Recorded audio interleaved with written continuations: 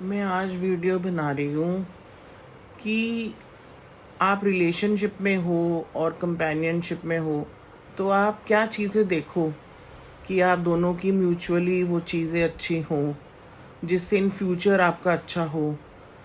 तो मुझे लगता है कि इसमें मेन पॉइंट्स जो हैं वो मैं कवर करती हूँ। एक तो गुड कम्युनिकेशन, एक दूसरे के साथ आप खुल के बात कर सको, अपनी बात रख सको, मतलब कुछ भी आपको ये बोलते हुए हेजिटेशन नहीं हो। एक तो सबसे बड़ी बात तो ये है कि आप मतलब कोई भी बात है आप अपनी बात रख सको, ये नहीं कि आपको दिल में ही रखनी पड़े, आप कंफर्टेबली बोल पाओ एक दूसरे को। और दूसरा इम्पॉर्टेंट की पॉइंट है म्यूचुअल रिस्पेक्ट। आप एक दूसरे के ओपिनियन को सुनो, उसकी रिस्पेक्ट करो। अगर कोई दूसरा डिसएग्री भी होता है किसी बात पे तो आप उसकी भी रिस्पेक्ट करो।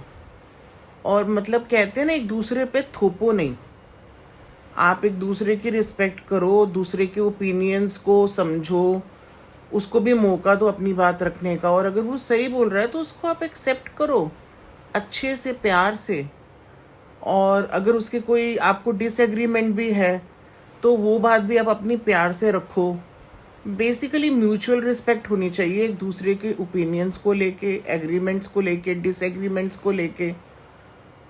तो ये बहुत एक इम्पॉर्टेंट पॉइंट है। अगर रिस्पेक्ट नहीं है तो प्यार नहीं है, प्यार नहीं है तो दोस्ती नहीं है, दोस्ती नहीं है तो रिश्ता ही नहीं है। तो आप देखो, ये बहुत इम्पॉर्टेंट चीज़ है। तीसरा एक पॉइंट है शेयर्ड वैल्यूज़। आपकी वैल्यूज़ और उसकी वैल्यू आपकी वैल्यूज़ और उसकी वैल्यूज़ देखो एक बार की वो कॉमन है।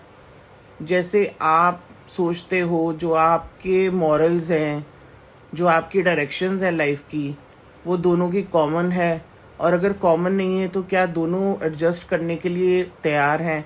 मतलब आप एक दूसरे की बात हर्ट करो और एक दूसरे की बात समझने की कोशिश करो। अगर वो आपको लगता है कि आप सच में बहुत कंफर्टेबली एक दूसरे की बातें समझ रहे हो तो बेटर है। मतलब आपके शेयर्ड गोल्स भी सेम होने चाहिए कि आप दोनों एक ही डायरेक्शन में जा रहे हो।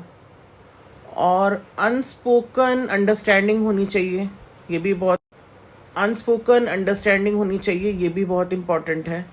कई बार क्या होता है, इंसान, कईयों के नंबर्स ऐसे होते हैं, वो थोड़े शाई नेचर के होते हैं, तो वो नहीं बोल पाते खुल के। तो उस केस में आपको बिना बोले समझना चाहिए। आपकी इतनी अंडरस्टैंडिंग होनी चाहिए एक दूसरे के साथ कि आप एक दूसरे को समझो कि वो क्या बोलना चाहता है। अगर वो नहीं भी बोल रहा, कहते ना इशारा समझो, इशारों इशारों में गाने भी कितने बने हुए हैं। तो अनस्पोकन अंडरस्टैंडिंग होना भी बहुत इम्पोर्टेंट है। इससे बहुत पीसफुल एटमॉस्फेयर रहता है, प्रेशर नहीं रहता। इन सब चीज़ों से इमोशनल इंस्टेबिलिटी नहीं होती और स्ट्रेस रिड्यूस रहता है, कॉन्फ्लिक्ट्स नहीं होते और इमोशनल इंटीमेसी बनी रहती है। कॉन्फ्लिक्ट्स नहीं होते, स्ट्रेस नहीं होता, दोनों के बीच में एक पीसफुल सा एटमॉस्फेयर रहता है। और कहते हैं ना कि चीज़ पूरी हो ना हो लेकिन घर की शांति कभी ख़राब नहीं होनी चाहिए। और चीज़ पूरी हो भी जाए तो भी घर की शांति ख़राब नहीं होनी चाहिए। तो बेसिकली इम्पॉर्टेंट चीज़ है शांति, पीसफुल रहना चाहिए एटमॉस्फेयर। क्योंकि स्ट्रेस बहुत सारे रिलेशनशिप्स में मिसअंडरस्टैंडिंग्स लाता है और रिजेंटमेंट्स हो जाती हैं और फिर रिलेशनशिप बड़ा अगली और डर्टी हो जाता है। तो फिर ओवरऑल कांस्टेंट मिसअंडरस्टैंडिंग्स नहीं होती, आर्ग्यूमेंट्स नहीं होते, तो एक लॉन्ग टर्म कमिटमेंट आप कर सकते हो। एक फिर वो हो जाता है कि हाँ, हमारी अंडरस्टैंडिंग एक दूसरे के साथ स्ट्रॉन्ग है, म्यूचुअल रिस्पेक्ट भी है, हमारे हम शेयर करते हैं कॉमन गोल्स, हमारी डायरेक्शन सेम है, हम एक दूसरे की डायरेक्शंस की रिस्पेक्ट करते हैं। और हम अगर नहीं भी कभी बोल पाते तो भी एक बंदा दूसरे बंदे को बिना बोले भी समझता है, उसकी प्रायोरिटीज़ क्या हैं, उसकी इज्जत करता है। और रिस्पेक्ट, म्यूचुअल रिस्पेक्ट भी रखता है हर चीज़ में, तो फिर लाइफ स्मूथर और एन्जॉयबल हो जाती है। तो ये की पॉइंट्स का हमें ध्यान रखना चाहिए according to me. Thank you.